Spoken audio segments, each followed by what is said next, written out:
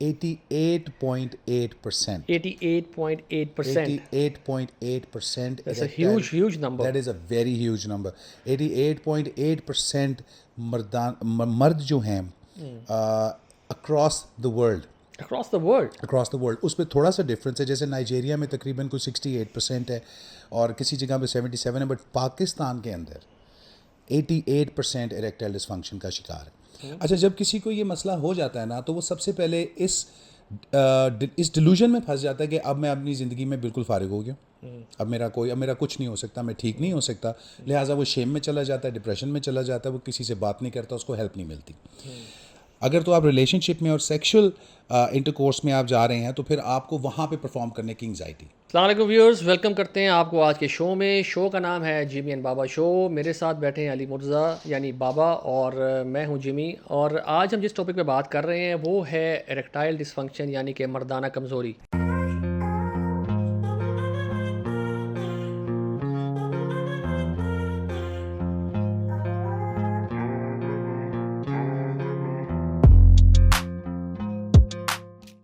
ये एक ऐसा प्रॉब्लम है जिसके बारे में लोग अक्सर बात करने से घबराते हैं.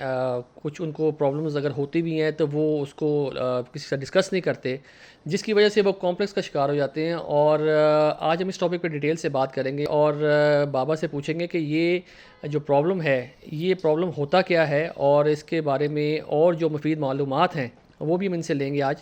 तो वेलकम टू द शो बाबा, कैसे हैं आप? मैं ठीक, आप सुनाएं, आप कैसे हैं? खैरियत, ठीक ठाक जी. सब अल्लाह का शुक्र. आज बड़ा हमने एक सेंसिटिव किस्म का टॉपिक चूज़ किया है, इरेक्टाइल डिसफंक्शन का, यानी मर्दाना कमज़ोरी. तो हम आपसे पूछेंगे अपने व्यूअर्स के हवाले से. काफ़ी लोगों की इसमें एक क्यूरीज आई हैं कि बताएं कि इरेक्टाइल डिसफंक्शन होता क्या है, यानी कि मर्दाना कमज़ोरी होती क्या है बेसिकली. इस पे थोड़ा सा आप हमें बताएं.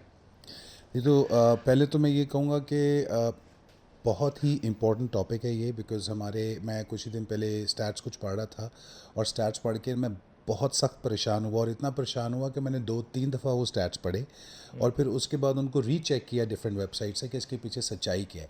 तो अब मैं स्टैट्स आपको बताने लगा हूँ, आप भी ज़रा दिल थाम लें.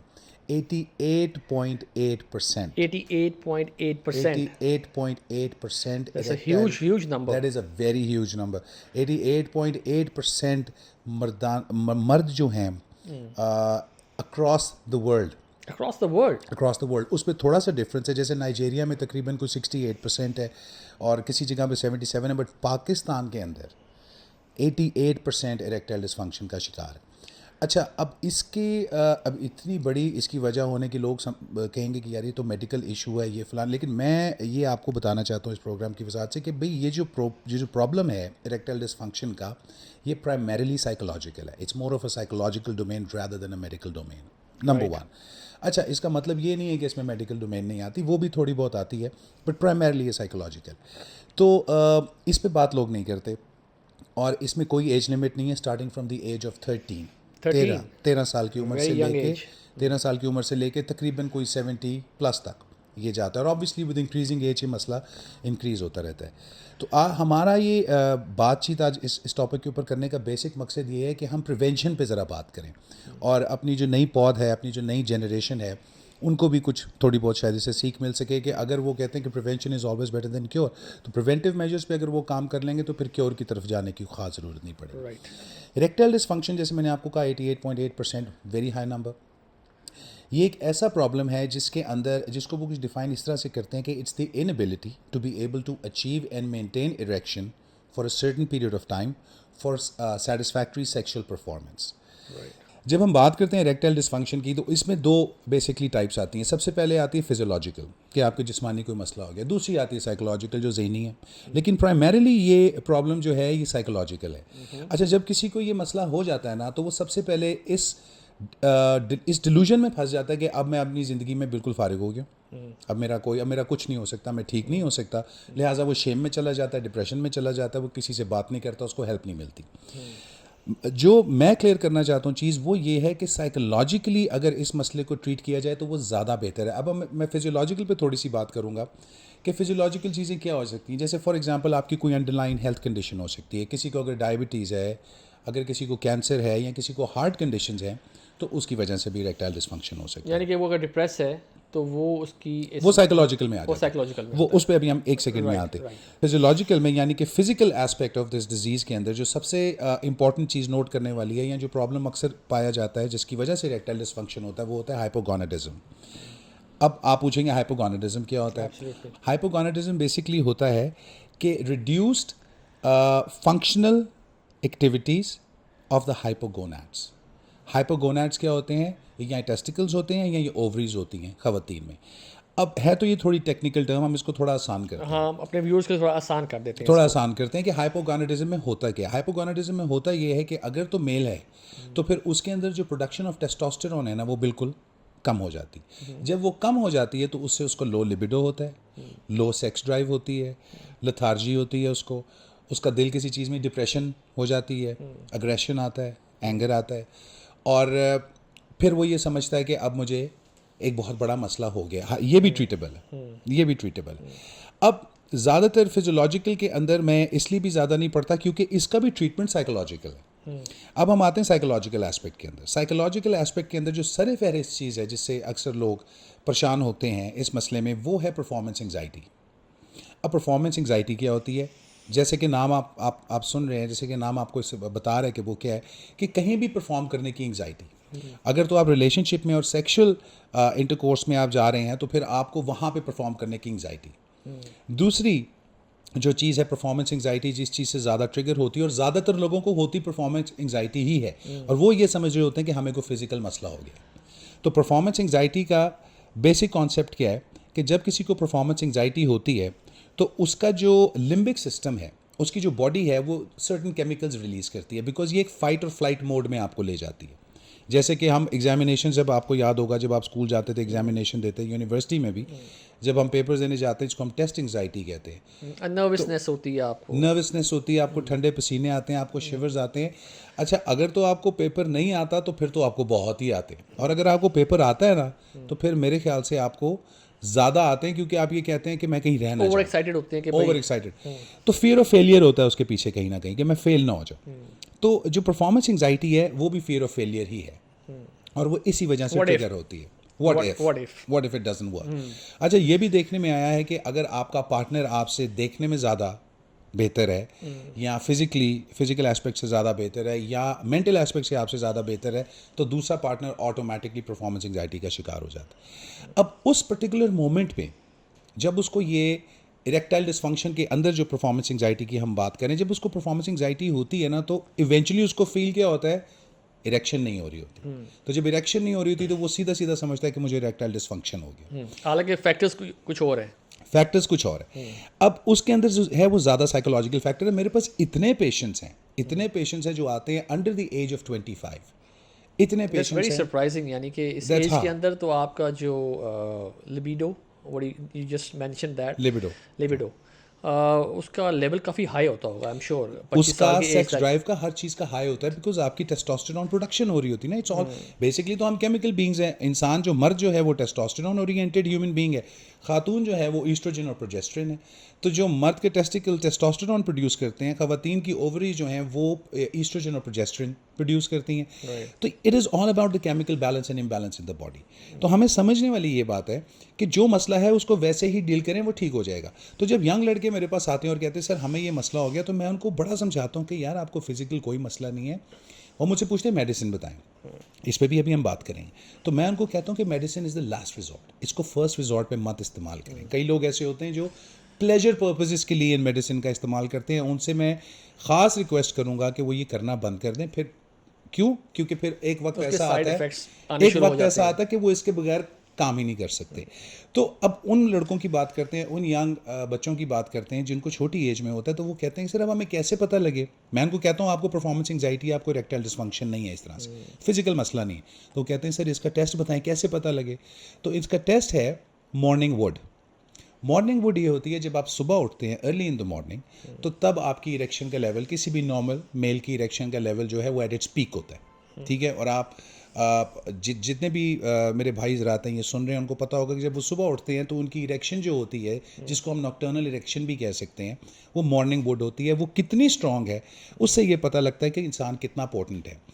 अब जब उनको मॉर्निंग वुड हो रही है लेकिन वो जब अपने पार्टनर्स के पास जाते हैं वहाँ परफॉर्म नहीं कर पाते, तो उनको मैं ये समझाता हूँ कि आपको फिजिकल मसला कोई नहीं है, आपको साइकोलॉजिकल मसला है। आपको। अगर आपको फिजिकल मसला होगा तो आपको मॉर्निंग वुड टोटल ही नहीं होगी। बिल्कुल। तो ये लोग आप जितने भी हमें सुन रहे हैं, वो ये चीज़, ये टेस्ट अपना आप घर पे बड़े आराम से कर सकते हैं। It's a very natural taste कि अगर वो सुबह उठते हैं और उनको मॉर्निंग इरेक्शन है और आगे उनको कोई मसला आता है तो बहुत आसानी से ट्रीटेबल है, उसके बारे में वरी करने की ज़रूरत नहीं। वरी सबसे पहले छोड़नी है।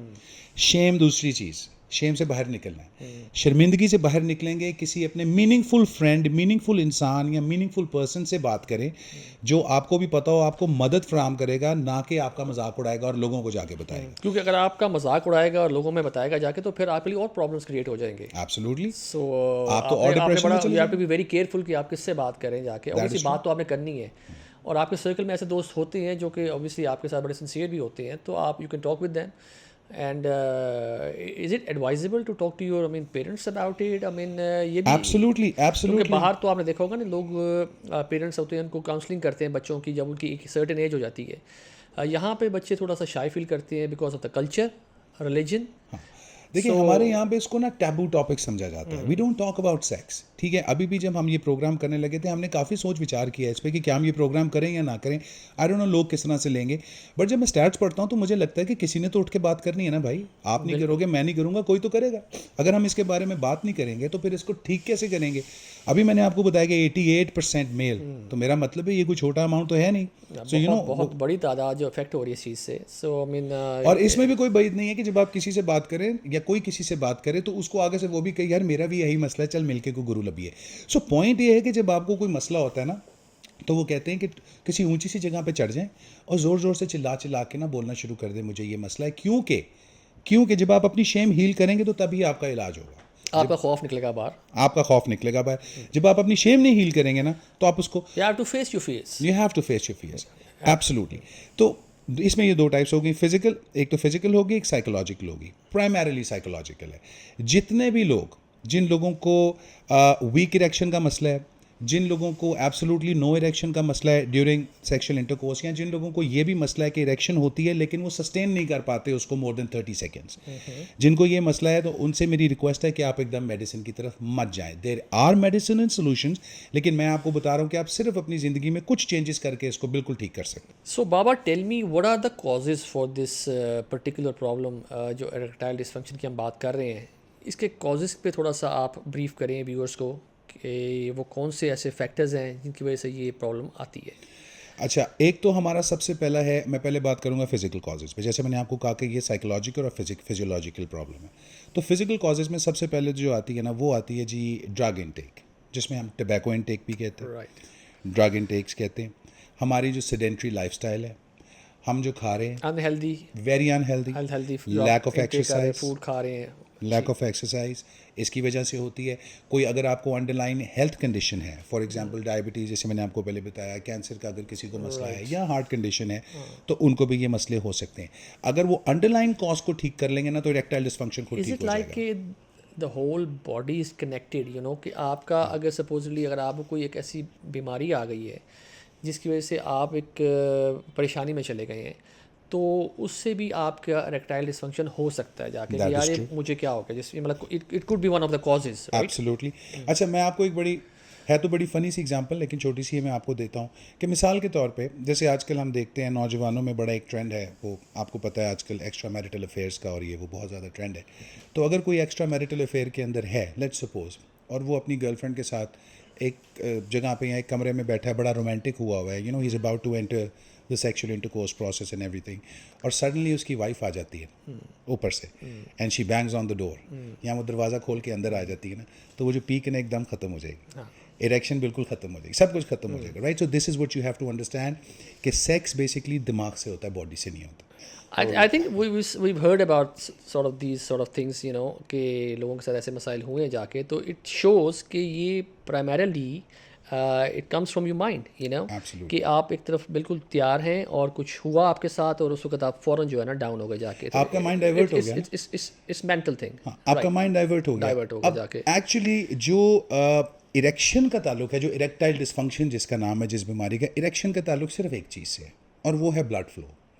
अगर आपकी बॉडी में blood flow to the penile area नहीं हो रहा तो फिर प्रॉब्लम होगी। अभी जैसे मैंने आपको कहा कि परफॉर्मेंस एंग्जाइटी जो कि साइकोलॉजिकल डिसऑर्डर है, परफॉर्मेंस एंग्जाइटी के अंदर क्या होता है, आपका फाइट और फ्लाइट ब्रेन ट्रिगर हो जाता है। जब आपका फाइट और फ्लाइट ब्रेन ट्रिगर होता है तो जो बॉडी का ब्लड होता है वो आपके लिम्स की तरफ भागता है, आपके बाजुओं की तरफ, आपकी टांगों की तरफ, आपके दिमाग की तरफ, ये इस तरफ इन चीज़ों की तरफ भागता है। और आपका जो सेंट्रल या centrifugal part of the body है which is the pineal area, या जिसको आप अपना लोअर एब्डोमेन कह सकते हैं, वहाँ से ब्लड ख़त्म हो जाता है, वहाँ नहीं जाता। तो जब वहाँ ब्लड नहीं होगा तो इरेक्शन कैसे होगी? ये भी समझना बहुत ज़रूरी है कि हमारी बॉडी में 5 लीटर्स ऑफ ब्लड होता है। किसी भी नॉर्मल मेल की बॉडी में 5 लीटर होता है और ख़ातून के अंदर आधा लीटर आप और कम कर लें। 5 लीटर्स ऑफ ब्लड आपकी बॉडी में होता है, लेकिन आपकी बॉडी की capacity to with hold blood is 6 litres. 1 litre का डेफिसिट होता है। ये डेफिसिट क्यों होता है? ये डेफिसिट अगर नहीं होगा तो ब्लड मूव अराउंड नहीं कर सकेगा आपकी बॉडी में। ये deficit has to be there. तो जब आपकी बॉडी में लेट्स सपोज अगर आपका गो ब्रेन ऑन है, हिसाब किताब लगाने वाला ब्रेन ऑन है, तो आपका प्लेजर ब्रेन जो कि आपका मैगडिलियन ब्रेन है वो उसमें लोड शेडिंग होगी। सो लाइकवाइज जब आप सेक्स की तरफ ड्रिवन हैं या सेक्स की तरफ ओरिएंटेटेड हैं या आप उसकी तरफ रागिब है, अगर आप आपका ध्यान उसकी तरफ है, तो फिर आपका लॉजिकल ब्रेन ऑपरेट नहीं करता। इसलिए वो कहते हैं man have two heads, right? So आपका लॉजिकल इमोशनल ब्रेन आपका जो होता है, इमोशनल ब्रेन जो होता है वो आपका इज मोर एक्टिव, राइट? वो जब एक्टिव आपका होता है और जब आप उस टाइम पे अगर आप हिसाब किताब लगाना शुरू कर दें right in the middle of the sexual intercourse, कि मेरे बिजनेस के अंदर ये मेरे मैंने बिजनेस लेन-देन के अंदर करनी ये है और मैंने उसकी ये तनख्वाह देनी है, उसके पैसे आने हैं, उसके जाने हैं, उसके आए क्यों नहीं है, तो उधर you will come be out of the scene. Right. So it's psychologically अपने आप को फिट रखना बहुत ज़रूरी है। आप अपने बारे में सोचते क्या हैं? What do you think of your self? अगर आप में लो सेल्फ इस्टीम है, अगर आपको अपना आप नहीं पसंद, नेगेटिव बॉडी इमेज एक बहुत बड़ी साइकोलॉजिकल रीज़न है लोगों की परफॉर्मेंस एंग्जाइटी की। लोगों को अपना जिसामत पसंद नहीं होती। वो जब अपने आप को शीशे में देखते हैं, मोटा पेट, रंगत काली, लेट्स सपोज, या कोई आप ऐसा देख लें, तो ख़ासतौर पे ओवरवेट लोग, वो जब अपने आप को शीशे में देखते हैं वो अपने आप से सेटिस्फाइड नहीं होते हैं और उनके जहन में ऑटोमेटिकली ये बात फौरी आती है कि मेरा पार्टनर भी मुझसे सेटिस्फाइड नहीं होगा। she has better options. And he must be absolutely right about this because खूबसूरती सबको अच्छी लगती है और अगर आप अपने आप को फिट नहीं रख सकते, खूबसूरत नहीं रख सकते, तो डोंट एक्सपेक्ट कि यार, I mean no doubt if one can have a beautiful heart, but it doesn't mean that See, heart doesn't pay the bills. yeah, it doesn't You pay know? the bill, it doesn't keep you happy. Absolutely. So you have to work on yourself then. I mean, देखें वो बातें हैं ना कि आपको appeal क्या करी, जो आपको दिख रहा है, अगर आपको वो अच्छा नहीं लग रहा तो उसके अंदर जो है वो आप फिर कैसे देखेंगे? तो फर्स्ट स्टेप ही नहीं हो रहा। तो ये समझना बहुत ज़रूरी है कि जो ये negative self image about your own self, लो उसको ख़त्म करें। उसको ख़त्म करें। अगर आप में शेम है उसको ख़त्म करें। देखें, आपने दुनिया में किसी को प्लीज़ नहीं करना। इस चीज़ को जहन से निकाल दें कि I am going in this relationship to please my partner. No, this is not this how it is suppose to B.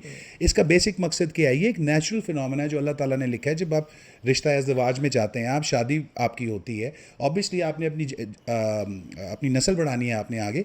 तो जो गलतियाँ जिसे हम अक्सर आप पढ़ते होंगे ना कि जवानी की गलतियाँ, तो जवानी की गलतियों में भी आज थोड़ा सा मैं ये मिथ बस्ट करना चाहूँगा, जिसमें सबसे पहले लोग ये समझते हैं कि जो लोग मास्टरबेट करते हैं वो लोग इरेक्टाइल डिसफंक्शन का I was gonna शिकार ask you this question. ये बहुत ज़रूरी सवाल है क्योंकि काफ़ी हमारे व्यूअर्स हमें पूछते हैं, क्योंकि कॉल्स वगैरह पे भी पूछते रहते हैं।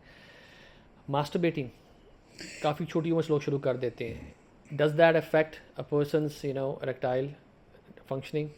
अच्छा, ये आपका बड़ा रेलेवेंट सवाल है और मैं चाहता हूँ कि लोगों के दिमाग में जो मिथ है वो बस्ट हो। I am not trying to, मेरी तरफ से मैं इसको प्रमोट नहीं करना चाह रहा इस चीज़ को, लेकिन जब हम ये कहते हैं या ये सोचते हैं कि एक नेचुरल फिनोमेना है। देखें, अगर आप किसी को सिखाएंगे नहीं, और बच्चों को हम अक्सर ये सिखाते नहीं, बट बच्चे सीख जाते हैं। वो क्यों सीख जाते हैं? I mean be it male और female, regardless of the gender, वो किस तरह सीख जाते हैं और क्यों सीख जाते हैं? Because observational learning. वो देखते हैं अपने इर्द गिर्द, अपने दोस्तों से सुनते हैं, टीवी प्रोग्राम्स, इंटरनेट पे आपके पास सब कुछ अवेलेबल है। Everything is at your palm top now, it's not even lap any more.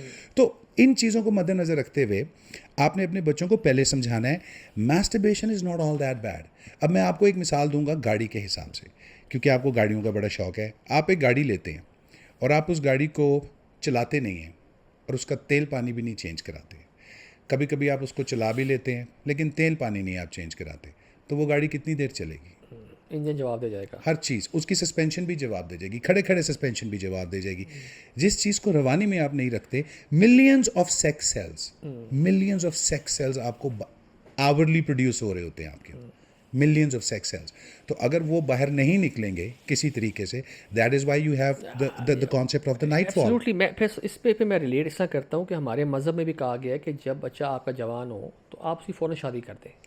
तो ये बड़ा एक बड़ी सही बात है, ये बड़ी क्योंकि सही आप बात है। जवान हुए हैं और आपकी रिक्वायरमेंट्स हैं, अल्लाह ताला ने आपका सिस्टम बनाया है, तो उसमें जितनी जल्दी आप शादी कर देंगे उतना ही ज़्यादा इस चीज़ के चांसेस हैं कि आपका बच्चा जो है वो गलत कामों में नहीं पड़ेगा, राइट? अच्छा अच्छा, फिर अगेन गलत काम जब हम मास्टरबेशन को कहते हैं तो साइंटिफिकली ये कोई बहुत गलत काम नहीं है। नहीं, गलत काम से मेरी मुराद है कि Scientific- girlfriends, experiments, you know, हाँ, that is true, that is true। That is what I am trying to come at. लेकिन मास्टरबेशन के बारे में मैं आपको एक चीज़ बात बताऊंगा कि साइंटिफिकली इसको हेल्दी करार दिया जाता है, ठीक है, बिकॉज आप अपने अंदर से चेंजेस लेके आ रहे हैं, you are letting out whatever hotness और whatever that you have inside. Feelings you have inside, you know. Exactly आप उसको कर रहे हैं, उसको but I am not trying to promote it. Having said that, मैं इसको promote नहीं करना चाह रहा, बट इसका एक नेचुरली अल्लाह ताला ने सिस्टम रखा है जिसको हम नाइट फॉल कहते हैं, कि एहतलाम इंसान को हो जाता है वो। लेकिन जो ये लोग ये समझते हैं ना कि मास्टरबेशन से आपकी सेक्स लाइक अफेक्ट होती है, तो नहीं, या इससे आपकी as such हेल्थ अफेक्ट होती है, या आपकी हेल्थ, बल्कि एट टाइम्स ऐसा भी नहीं है। मैं आपको वही बताने लगा हूँ कि आपकी हेल्थ किस तरह से इफेक्ट होती है। एक्चुअली होता क्या है, ये जो स्पर्म होता है, स्पर्मेटिक कोर्स होता है, उसके अंदर से स्पर्म रिलीज होता है जब आप मास्टरबेशन करते हैं, तो उसके अंदर 97% तकरीबन 93% उसके अंदर वाटर होता है एंड 7% न्यूट्रिएंट्स होते हैं। अब वो जो न्यूट्रिएंट्स हैं, वो व्हाटएवर, वो जो भी एक मुआद है जिसने आगे से एक डिफरेंट लाइफ फॉर्म को जन्म देना है, वो आपके अंदर डेली प्रोड्यूस हो रही है। अब वो आपके अंदर डेली प्रोड्यूस हो रही है, और अगर आप उसको नहीं यूज़ करें तो क्या हो रहा है, वो सरप्लस में जाती, सरप्लस में जाके डिफ्यूज़ हो जाती, उसका कोई कारामद यूज़ नहीं होता। सो जब आप इस तरह से करते हैं, जब मास्टरबेशन कोई करता है, तो वो फ्रस्ट्रेशन से, डिप्रेशन से, एग्रेशन से, एंग्जाइटी से रिलीज होता है। It is getting release from all these problems. अगर वो मास्टरबेशन नहीं करेगा तो वो इन सारी प्रॉब्लम्स का शिकार हो जाएगा। सो एक तो पॉइंट ये हो गया। इसीलिए आपका ये पॉइंट बहुत वैलिड है कि जब बच्चा अपनी राइट एज पे पहुंचे, उसकी आप शादी कर दें। वो राइट एज पे पहुंचे, आप उसकी शादी कर दें, ऑब्वियसली वो पॉजिटिव उस चीज़ों में पड़ जाएगा। Baba, tell us, how does one feel, you know, when he is going through all these problems, जो erectile के बारे, डिसफंक्शन के बारे में आप बात कर रहे हैं, या मर्दाना कमज़ोरी के बारे में बात कर रहे हैं, तो जिसको ये लगे कि मुझे हुआ है, वो क्या फील कर रहा होगा, वो क्या फील करता है? देखिए, सबसे पहले तो जब किसी को भी इरेक्टाइल डिसफंक्शन होता है, चाहे वो साइकोलॉजिकल रीज़न से है, चाहे वो फिजियोलॉजिकल रीज़न से है, तो सबसे पहले उसके अंदर जो चीज़ आती है वो आती है डिप्रेशन, दूसरी आती है stress and depression is They go side by side? They go side by side. उसके साथ उसके अंदर आता है एग्रेशन, फिर उसके अंदर लॉस ऑफ इंटरेस्ट आता है, फिर उसके अंदर सोशल आइसोलेशन आती है, फिर उसके अंदर लैक ऑफ रिस्पॉन्सिबिलिटी आती है, और रिलेशनशिप उसके टोटली ख़राब हो जाते हैं। कितनी बड़ी चीज़ है ये, देखा जाए तो। आप देखिए ना कि आप मर्द हैं और आपको जो चीज़ मर्द बनाती है वो टेस्टोस्टेरोन है, और अगर टेस्टोस्टेरोन ही आप में से निकाल लिया जाए, so what is the difference between you and a woman. So समझने की बात ये है कि ये तो उसकी फीलिंग्स हो गई जो वो आती हैं, और ऑब्वियसली खाली फीलिंग्स पे अगर वो काम करेगा और जड़ पे, द रूट कॉज पे काम नहीं करेगा, तो प्रॉब्लम में रहेगा। तो कहने का मकसद ये है कि everything is treatable, everything is treatable. अगर उसको कोई साइकोलॉजिकल इशू है वो भी ट्रीटेबल है, अगर उसको फिजियोलॉजिकल इशू है वो भी ट्रीटेबल है, इसमें कोई रॉकेट साइंस नहीं है। ओके बाबा, हमें ये बताएं कि इस बीमारी का फिर इलाज क्या है? हाँ, ये आपने बड़ी अच्छी बात की। जो इसका ट्रीटमेंट है, उससे पहले मैं एक पॉइंट जो हमारी डिस्कशन में कहीं रह गया था वो मैं ज़रा पूरा करना चाहूँगा। वो ये है कि परफॉर्मेंस एंग्जाइटी के अंदर एक और फिनोमेना भी अक्सर लोगों को हो जाता है, जिसको हम प्रीमेच्योर इजैकुलेशन भी कहते हैं। अच्छा, जब कोई परफॉर्मेंस एंग्जाइटी से सफ़र कर रहा होता है, तो कई दफ़ा उसके साथ ये भी होता है कि उसको एरेक्शन अचीव होती है बहुत थोड़ी देर के लिए, बट विद इन 30 सेकेंड्स वो इजैकुलेट कर जाता है। ये इसको हम प्रीमेच्योर इजैकुलेशन कहते हैं, और इसका ताल्लुक भी हमारे साइकोलॉजिकल से है। अच्छा, इसका जो ऑपोजिट है उसको हम डिलेड इजैकुलेशन कहते हैं, जिसके अंदर ये बहुत कम लोगों में, ये तकरीबन 1 to 2% of the people in this world में पाई जाती है, बहुत कम है। और इस सूरत में ये होता है कि 2-2 घंटे, 2.5 घंटे जो मर्द है वो इजैकुलेट ही नहीं करता, वो रिलीज़ ही नहीं होता, और उस सूरत में it can be very painful for the woman. तो फिर उस सूरत में क्या होता है कि उसकी भी साइकोलॉजिकल ट्रीटमेंट है, जिसको आप इस्तेमाल करके, मेडिसिनल भी है, बट मैं मेडिसिनल को बिल्कुल जो है सपोर्ट नहीं करता। मैं कहता हूँ आप सिर्फ साइकोलॉजिकल से करें, आपका काम हो जाएगा। उसको भी आप करके तो इसको मैनेज कर सकते हैं। अच्छा, अब आपने पूछा ट्रीटमेंट का, तो ट्रीटमेंट इसका बिल्कुल है। इसका ट्रीटमेंट ये है कि अगर तो सबसे पहले तो मैं कहता हूँ कि काउंसलिंग, आप काउंसलिंग में आएँ ताकि आपको ये एक्चुअली पता चल सके कि आपको परफॉर्मेंस एंग्जाइटी है या आपको इरेक्टाइल डिसफंक्शन है, इस चीज़ से तो हाँ, आप इसको क्लियर हो, डिफरेंशिएट कर लें कम इसको से कम। डिफ्रेंशिएट करें, ठीक है। अच्छा, अगर आप काउंसलिंग में नहीं आते और उससे पहले पता लगाना चाहते हैं तो एक टेस्ट है जिसका नाम है द डॉपलर्स टेस्ट या द डॉपलर्स अल्ट्रासाउंड। ये भी ये बताता है, ये बेसिकली इसका बड़ा टेक्निकल सा नाम है, बट ये बताता ये है कि आपकी बॉडी में आपका ब्लड फ्लो कहाँ पे जो है वो अफेक्टेड है और किस तरह कितना अफेक्टेड है, और वो आपको बता सकता है आपके टेस्टोस्टेरोन लेवल्स क्या हैं और आपको ये बता सकता है। अच्छा, कई दफ़ा ऐसे होता है कि आपके सारे टेस्ट सही आते हैं, आपका टेस्टोस्टेरोन लेवल्स के टेस्ट भी सही आते हैं, फिर ऑटोमेटिकली समझ जाए साइकोलॉजिकल इशू है। मैंने आपको स्टार्ट में कहा कि प्राइमरीली ये साइकोलॉजिकल प्रॉब्लम 80% साइकोलॉजिकल है, 20% फिजिकल है, लेकिन ज़्यादातर लोग ये समझते हैं कि ये फिजिकल इशू है, Right. Which is very unfortunate. तो ट्रीटमेंट के अंदर ये है कि काउंसलिंग में आप सबसे पहले आए। जब आप काउंसलिंग में आते हैं तो आपको कई ऐसी टेक्निक सिखाई जाती हैं जिससे आप इसका फौरी, because it's all about the chemical imbalance in the brain. जैसे मैंने आपको पहले बताया कि जब इंसान को स्ट्रेस होगा जिसकी वजह से परफॉर्मेंस एंग्जाइटी होती है, या जब आपको परफॉर्मेंस एंग्जाइटी हुई किसी भी इमोशन की वजह से, ये एक सेट ऑफ इमोशंस है जो कि आपका फाइट और फ्लाइट का रिस्पॉन्स ट्रिगर करते हैं। तो जब आपको परफॉर्मेंस एंग्जाइटी हुई तो उस सूरत के अंदर आपने इसको मैनेज कैसे करना है, आपको काउंसलिंग में ये भी बताया जाएगा। फिर उसके बाद अगर आप इसके मेडिसिनल ट्रीटमेंट में जाएंगे तो इसकी जो ज़्यादातर मेडिसिन जो इसके लिए दी जाती है उनको हम बोलते हैं PDE5 इनहिबिटर्स।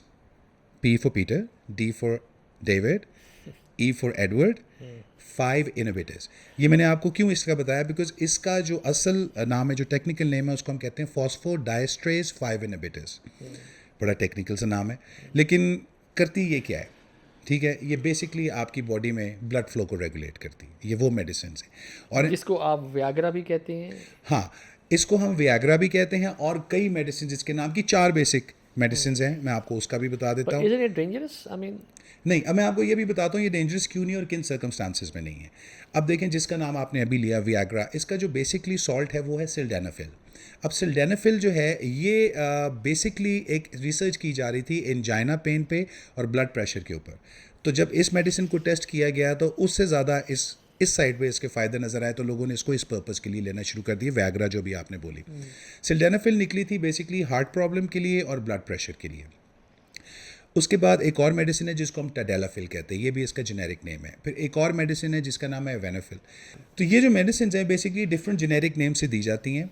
पहले ये मेडिसिन ओवर द काउंटर होती थी। अब जैसे आपने पूछा इनका कुछ साइड इफ़ेक्ट है, तो जो कुछ पेशेंट्स जो कि हार्ट कंडीशन के हैं वो वियाग्रा नहीं, वो सिल्डेनाफिल नहीं ले सकते, राइट। बट इसका अल्टरनेटिव है, इसका एक और अल्टरनेटिव है जो कि वो ले सकते हैं, बड़ी सेफली ले सकते हैं।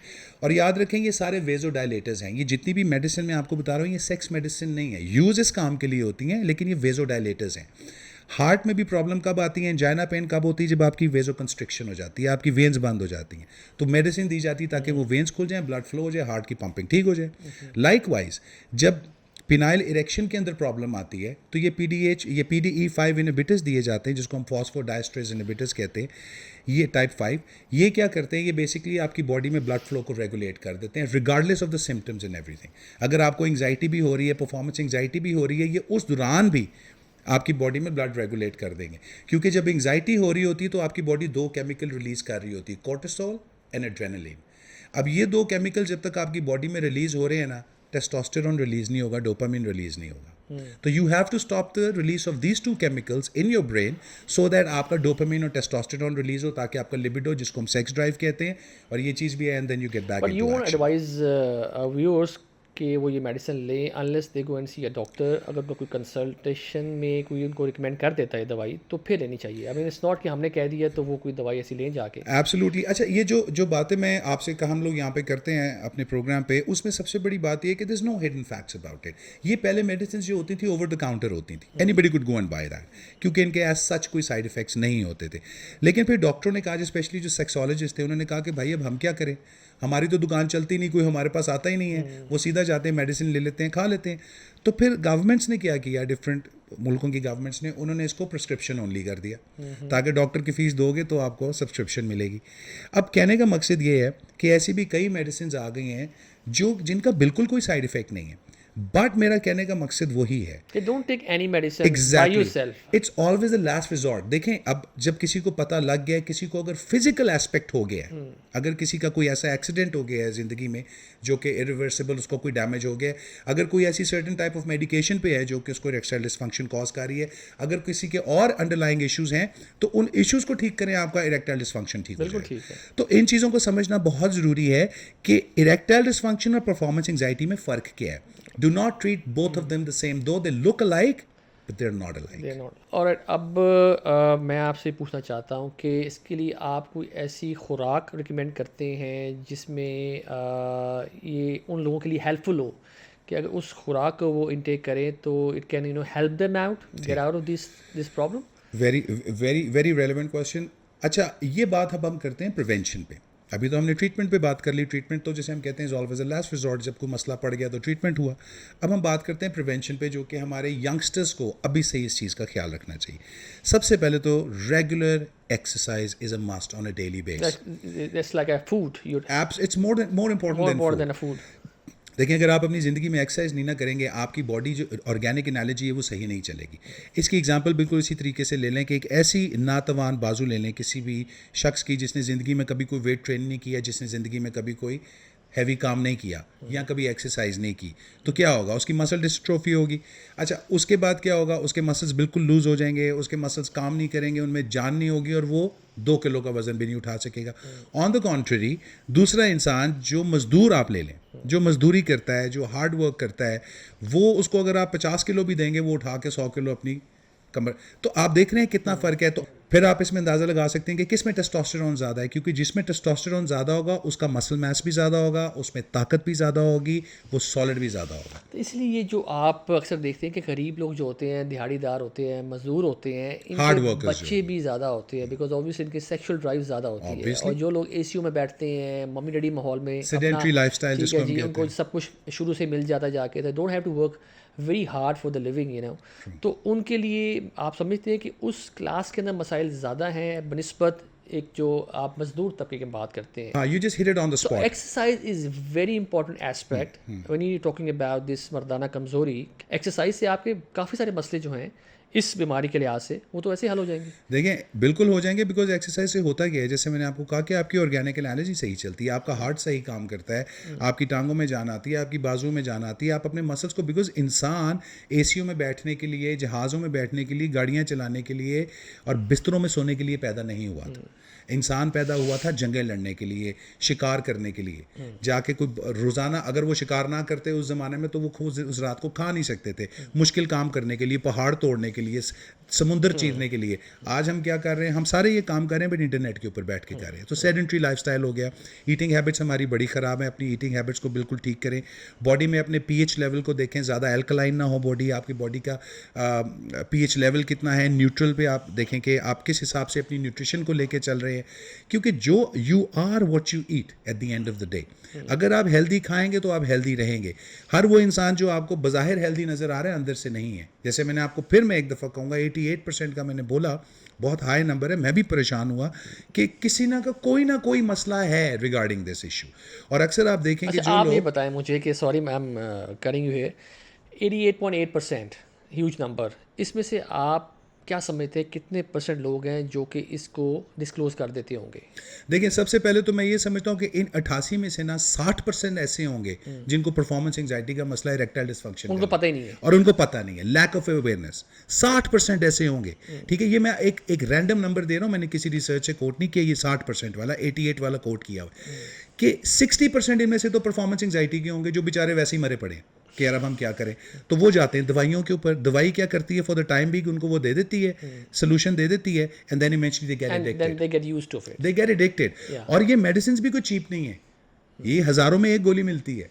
तो क्या करेंगे ज़िंदगी में? ये तो अल्लाह ताला ने एक नेचुरल आपके लिए फिनोमेना रखा है ना कि व्हेनेवर यू वांट इट, तो it becomes really expensive. So understand ये करने की चीज़ है कि prevention is always better than cure. Exercise regularly, cycling करें, आजकल साइकिलिंग का कॉन्सेप्ट बिल्कुल ख़त्म हो गया, ट्रेडमिलों पे दुनिया चढ़ी हुई साइकिलों से उतर गई है। मैं कहता हूँ कि साइकिल पे अगर आप साइकिलिंग कर लेना अपनी ज़िंदगी में और कुछ ना करें, you'll become a man of steel. अच्छा, थोड़ा सा बताइए एक्सरसाइज के हवाले से कि आपका जो लोअर पार्ट की एक्सरसाइज आप करते हैं, जैसे कि आप लेग प्रेस करते हैं, आप साइकिलिंग करते हैं जाके, दैट हेल्प्स यू मोर, ऊपर वाले जिस्म की एक्सरसाइज ज़्यादा करें, यानी कि फोर आर्म्स, बाइसेप्स, देखिए, चेस्ट, जब जब आप कोई भी what helps you the most, मतलब लोअर पार्ट एक्सरसाइज जाके ऊपर वाले हिस्से की एक्सरसाइज? इसका जो आपका जवाब है वो ये है कि जब आप वेट ट्रेन करते हैं, सो रिगार्डलेस ऑफ द फैक्ट कि आप अपर बॉडी की करें, लोअर बॉडी की करें, आपका टेस्टोस्टेरोन रिलीज होगा, ठीक है। हाँ, जब आप लोअर बॉडी की करेंगे तो ज़्यादा टेस्टोस्टेरोन रिलीज होगा, अपर की करेंगे तो रिलेटिवली कम होगा, बट होगा। जो एक्सरसाइज करने वाली हैं इसके अंदर, जो फूड्स खाने वाले हैं, जो कि आपका पहला सवाल था, पहले मैं वो बता दूं फिर मैं एक्सरसाइज पे आता हूँ, कि जो इसमें फूड खाने वाले हैं ना, आपको वो इंसान वो वाली चीज़ें अपनी डाइट में शामिल करें जो कि आपको हाई टेस्टोस्टेरोन नेचुरली प्रोड्यूस करती हैं। जब आप बाहर से, जैसे अब आप देखेंगे अक्सर, एक बात मैं ज़रूर करूँगा बट मेरे दोस्तों को यहाँ पे शायद बुरी लग सकती है, खासतौर पे वो लोग जो बॉडी बिल्डिंग करते हैं, कि स्टीरॉयडल यूज़ इतना आ गया है। स्टीरॉयडल यूज़ की वजह से जो इम्पोर्टेंस लेवल है I psychological, was gonna ask you this question. जो स्टीरॉयडल यूज़ है उसके अंदर जो साइकोलॉजिकल एस्पेक्ट और जो फिजिकल एस्पेक्ट है वो इतना बढ़ चुका हुआ है कि almost every steroid user suffers from erectile dysfunction. वो क्या करते हैं कि वो टेस्टोस्टेरोन जो है उसके इंजेक्शंस बाहर से ले लेके अपने मसल मास को बढ़ा लेते हैं। इससे मैसेज हमारे बॉडी को ये मिलता है, हमारे टेस्टिकल्स को ये मैसेज मिलता है कि no more testosterone is required, stop producing testosterone. तो कुछ अरसे बाद जब वो बॉडी बिल्डिंग करते रहते हैं और टेस्टोस्टेरोन इंड्यूस करते रहते हैं अपने अंदर में, उस टाइम वो बड़े हेल्दी लग रहे होते हैं। तो जब वो कुछ अरसा गुजरता है और वो ये छोड़ते हैं टेस्टोस्टेरोन बाहर से एक्सटर्नल यूज़ करना, तो उनकी बॉडी अपना टेस्टोस्टेरोन बनाना बंद कर देती है। क्योंकि एक ब्रेन में मैसेज चला गया होता है कि अब आप ज़रूरत नहीं है, अब आपको ज़रूरत नहीं है।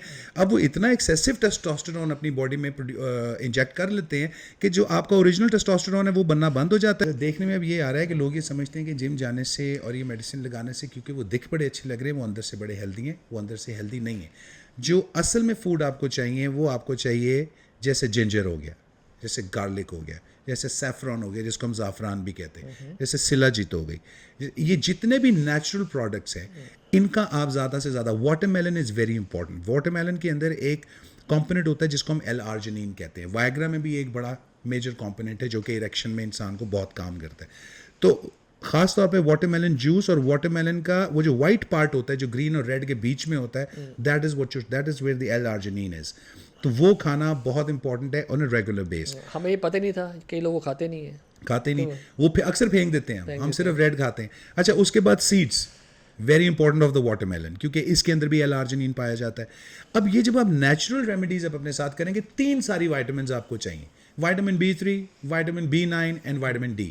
ये 3 विटामिन चाहिए for good erection and good sexual life. Not in form of tablets. देखिए, टैबलेट्स में तो ऑब्वियसली मैं इन चीज़ों के इसलिए खिलाफ हूँ because tablets do not work. ये बहुत बड़ा गिमिक है। नेचुरल फॉर्म से ये चीज़ें, जो मैं बात करना चाह रहा था कि आप नेचुरली अगर ले सकते हैं, आप चबा सकते हैं, चबा सकते हैं। आप एक और बड़ी अच्छी दी है, अगर हैसियत दी है, और इतने महंगी भी नहीं होती ये सब्जियां, फल की आप बात करें ना, तो अगर आप ले सकते हैं तो उसको क्यों आप मिस करके आप टैबलेट्स पे पाना चाहते हैं? That is true. और असल में काम भी यही करती हैं। अब एक बीट रूट है, ये बहुत बहुत इंपॉर्टेंट है। फिर उसके बाद एक माचा रूट है, ये भी लेटेस्टली इसके बारे में बहुत पढ़ा जा रहा है और बहुत देखा जा रहा है। तो आप जब ये चीज़ों की, इनकी चाय बना लें, इनकी टी बना लें, इस तरह भी अगर आप इनको कंज्यूम करते हैं तो ये बहुत अच्छे रहते हैं। एक्सरसाइज का जब हमने कहा तो एक्सरसाइज की जो आपने बात की, तो इसके लिए जो एक्सरसाइज करने वाली हैं वो हैं कीगल एक्सरसाइजेस। कीगल एक्सरसाइजेज होती हैं पेल्विक फ्लोर एक्सरसाइजेज, यानी कि आपके कोर की एक्सरसाइजेज, जिसके अंदर आपके प्लैंक्स आ जाते हैं, आपकी बेसिकली स्ट्रेनुअस एक्सरसाइजेज वो आती हैं जो कि आपके कीगल मसल्स को, जो कि आपके सेक्सुअल ऑर्गन्स हैं, उनके मसल्स को भी करें, जिसके अंदर हम अक्सर कहते हैं कि आपका कंट्रोल बॉल मूवमेंट आपके हाथ में होनी चाहिए।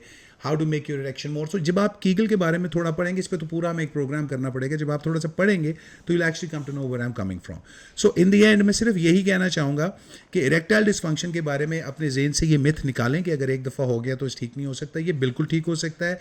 बहुत से लोगों का ये मसला है, ख़ास तौर पर उन लोगों का कि जिनका डाइट, लाइफस्टाइल, ड्रग यूजेज और एक्सरसाइज नहीं है जिनकी ज़िंदगी में, उनका ये बहुत बड़ा मसला है। और आप देख लें कि हमारे जिनको ये मसला होगा ना, जो जिम से बाहर होंगे, जो ग्राउंड से बाहर होंगे, जो इन चीज़ों से बाहर होंगे उनको ये मसला ज़्यादा हिट तो आप करेगा। प्राइमरीली हम ये इस पे अखज़ कर सकते हैं नतीजा कि अगर आप जिम जा रहे हैं तो आप स्टीरॉइड्स मत लें, आप नॉर्मल एक्सरसाइज करें, आप महीनों में अपने आप को ट्रांसफॉर्म करने की कोशिश मत करें, आप ऑर्गेनिकली ग्रो करें और उसका ऑर्गेनिक फूड लें ऑर्गेनिक फूड भी लें साथ, और आप उसका रिजल्ट देखेंगे आहिस्ता आहिस्ता आपके जिस्म पे पड़ना शुरू हो जाएगा, और वो लॉन्ग लास्टिंग हो। लॉन्ग लास्टिंग होगा जाके, और बॉडी तो फिर भी बन जाती है। लेकिन आप शॉर्टकट्स में ना जाएं, ज़िंदगी में शॉर्टकट्स में जाएंगे, स्टीरॉइड्स लेंगे तो आप अपनी बॉडी को डैमेज कर रहे हैं, और नेचुरली अगर आप ग्रो करने का मौका देंगे तो it be good for you know. So viewers, I hope आपको हमारा आज का शो पसंद आया होगा। बाबा ने आज बड़ी डिटेल से परफॉर्मेंस एंजाइटी और इरेक्टाइल डिसफंक्शन के बारे में बात की, जाके उसके कॉजेज़ क्या हैं, उसके लिए कौन सी खुराक आपको इस्तेमाल करनी चाहिए, एक्सरसाइज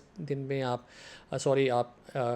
एक्सरसाइज़ के मुतालिक बताया कि एक्सरसाइज कितनी ज़रूरी है आपका इस बीमारी से लड़ने के लिए, और ये भी बताया कि ये साइकोलॉजिकल मसला ज़्यादा है और फिज़ियोलॉजिकल मसला कम है। लेकिन ऑब्वियसली आप को अगर ऐसे कोई मसाइल हैं, आप इन चीज़ों से गुजर रहे हैं, तो आप शर्मिंदगी में मत पड़ें।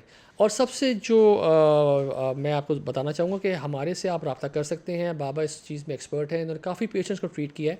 सो you can write to us, you can call us, हमारे सोशल मीडिया पे पेजेस हैं, आप उस पर हमसे रब्ता कर सकते हैं, and we love to help you know. I mean एक सोशल कॉज के लिए काम करते हैं बाबा, and that makes him different person, you know, a very great human being.